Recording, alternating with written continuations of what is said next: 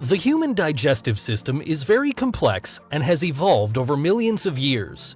It basically consists of the rectum, the large intestine, the small intestine, the pancreas, the stomach, also called gaster and ventriculus, and the liver with the gallbladder.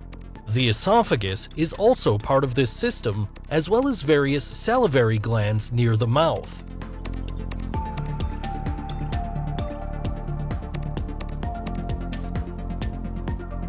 First, the food is broken up in the mouth by the teeth and then mixed with saliva with the help of the salivary glands. Saliva contains a digestive enzyme called amylase that already begins to digest carbohydrates in the mouth. It splits carbohydrates into smaller units.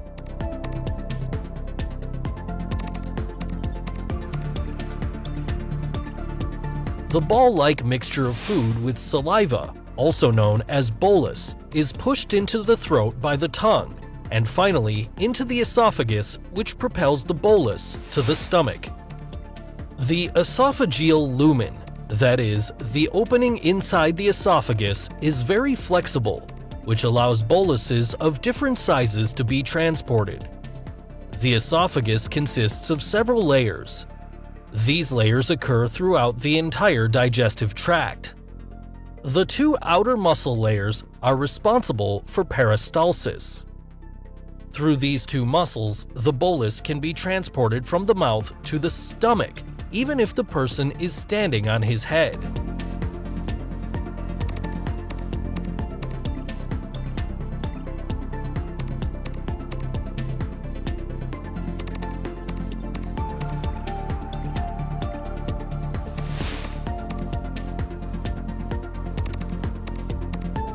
The stomach is often divided into 6 areas. The stomach is composed of a similar structure to the esophagus. It has a longitudinal muscle layer on the outside. Underneath, we can find circular muscle fibers. In addition to this, there is an oblique muscle layer overlaying the mucosa. On the inside, there are rugae that allow the stomach to enlarge when food is consumed. The stomach wall contains gastric glands. They produce mucus, which is able to protect the stomach wall from the secreted gastric acid.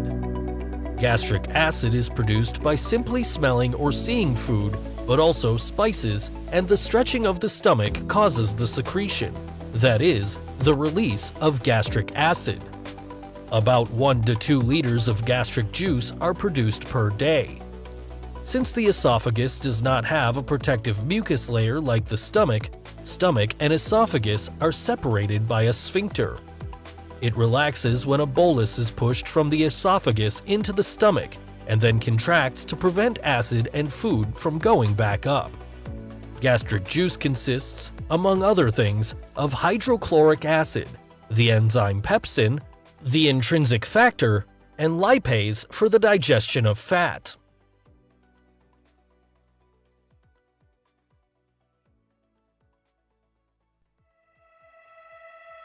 In addition to nutrients, food also contains bacteria that can damage the body.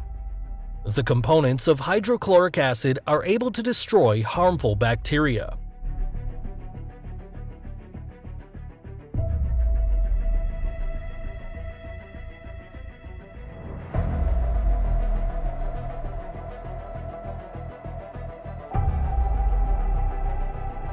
In addition, hydrochloric acid converts pepsinogen, also released by the gastric glands, into pepsin. Pepsin is able to break down proteins in the stomach.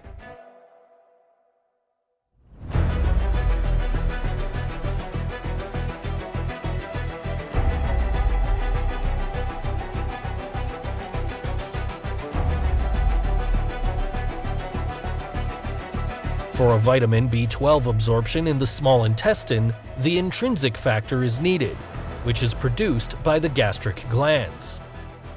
The vitamin must combine with intrinsic factor, then it can be absorbed later by the small intestine. Vitamin B12 helps keep the body's nerve and blood cells healthy and helps make DNA. It also contains gastric lipase, an acid-resistant enzyme for fat digestion. In the stomach, gastric lipase splits a triglyceride into a free fatty acid and a diglyceride, whereby only the free fatty acid can be absorbed by the body. More effective fat digestion takes place in the small intestine.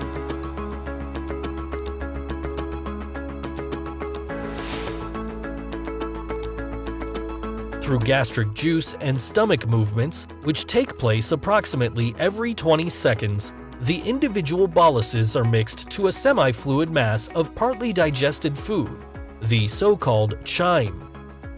The chyme cannot enter the duodenum at first because there is a sphincter at the stomach exit. The pyloric sphincter resembles the esophageal sphincter. The pyloric sphincter opens only a few millimeters, so that larger pieces remain inside the stomach. In the first section of the small intestine, the duodenum, bile, and pancreatic secretions are mixed with the chyme via the ampulla of Vater. Pancreatic juice contains numerous digestive proenzymes and enzymes. In order for these to do their job, a higher pH value than that in the stomach is necessary. For this reason, pancreatic juice contains sodium hydrogen carbonate. Hydrogen carbonate is able to neutralize the acid in the chyme and thus produce the optimum pH value of 7 or 8.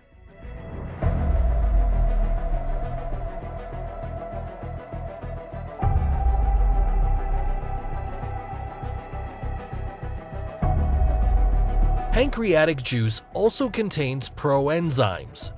It is only through enterokinase, released by the duodenum wall, that the proenzyme trypsinogen becomes trypsin, which can split proteins and activate other trypsinogens. We also find alpha amylase, which we had already found in the mouth.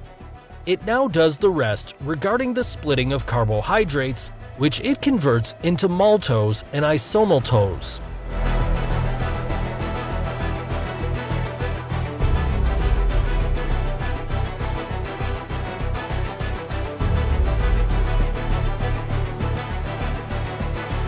Furthermore, pancreatic lipase is able to split triglycerides into two free fatty acids. The gastric lipase, as we have seen before, can produce only one free fatty acid. The pancreatic lipase can cleave triglycerides excellently because the bile breaks the fats down into tiny droplets. This is called emulsification. Numerous other enzymes are part of pancreatic juice, but these will not be explained in detail here.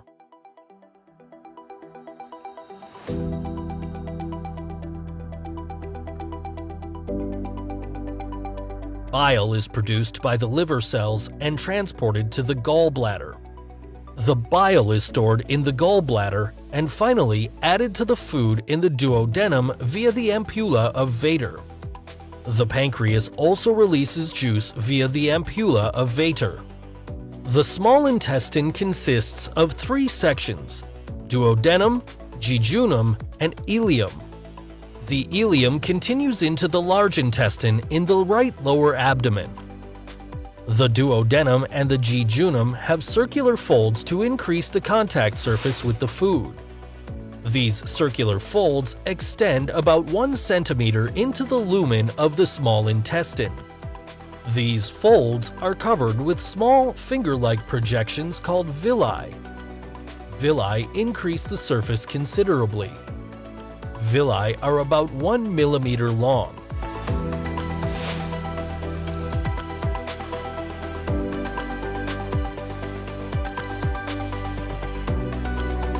Each villus contains blood capillaries and a lymphatic capillary called lacteal, which we will see later. The nutrients, marked green here, are absorbed by the villus and transferred to the blood capillaries.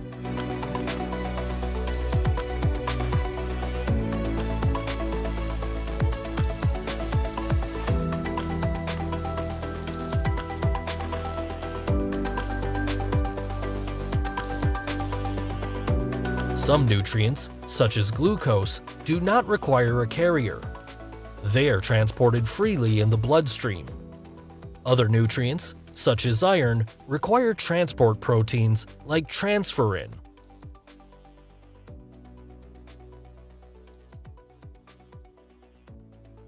Fats are transported by chylomicrons, which are lipoproteins. The triglycerides to be transported are virtually enclosed in the lipoprotein.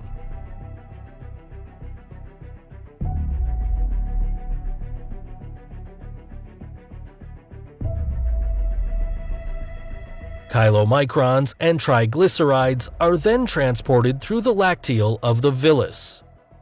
Each villus is covered by even smaller microvilli. They multiply the intestinal surface considerably. The microvilli absorb nutrients and transport them to the inside.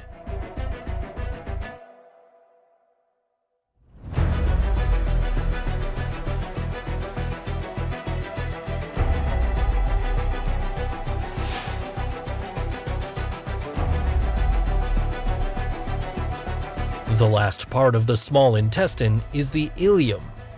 It does not have, unlike the duodenum and jejunum, circular folds. The ileum absorbs electrolytes, such as calcium, for building bones, hair, and teeth. Trace elements, such as zinc, for sperm production and the immune system. Vitamins, such as B12, for the formation and maturation of red blood cells. And remaining bile acid, which is transported back to the liver via the bloodstream.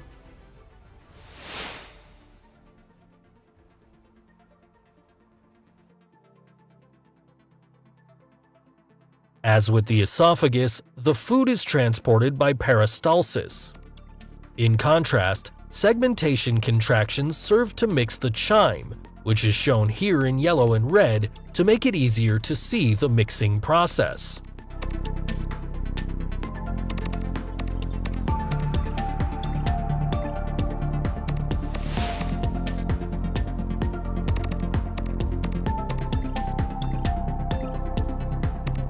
The large intestine is thicker than the small intestine.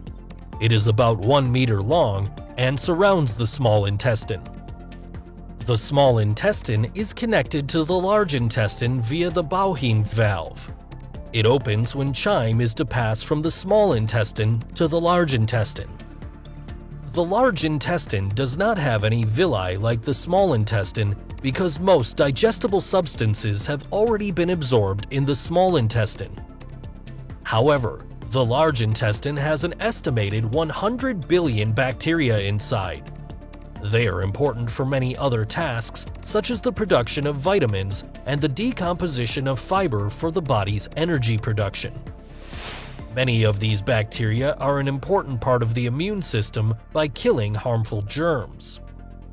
Through peristalsis, the chyme is transported from the ascending colon to the transverse colon to the descending colon. On its way through the large intestine, water is removed from the chyme. Furthermore, mucus is added for proper excretion of waste. Substances that cannot be absorbed through the small intestine or the large intestine remain in the rectum and are finally excreted through the anus.